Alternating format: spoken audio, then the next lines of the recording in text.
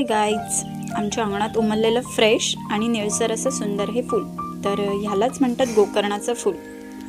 आमच्या अंगणात फुललेलं हे फूल आहे ना, ते डार्क निळ्या रंगाचं आहे, पण त्या व्यतिरिक्त हे फूल पांढरा, फिकट निळा, जांभळा, गुलाबी अशा रंगात असतं. सो याचा मी आज चहा करणार आहे, किंवा मग तुम्ही काढाही म्हणू शकता. त्याकरता ही फुलं काढून घेतलेली आहे, अशी मस्त गडद निळ्या रंगाची. ती दिसायला तर खूपच सुंदर दिसतात अशी हिरव्या पानांवर.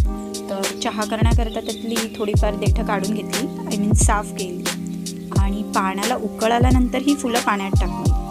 तर जादू घडल्याप्रमाणे आहे ना, या पाण्याचा रंग चक्क बदलला आहे. आय मीन नो केमिकल्स, तर प्युअरली ऑर्गॅनिक. तर माझ्याकडे ट्रान्सपरंट काचेचा कप नसल्यामुळे ना, मी हे तुम्हाला ग्लासात दाखवते. तर या काढ्यामध्ये थोडाफार मी गूळ टाकला, यू कॅन जस्ट सी किती छान कलर आलेला.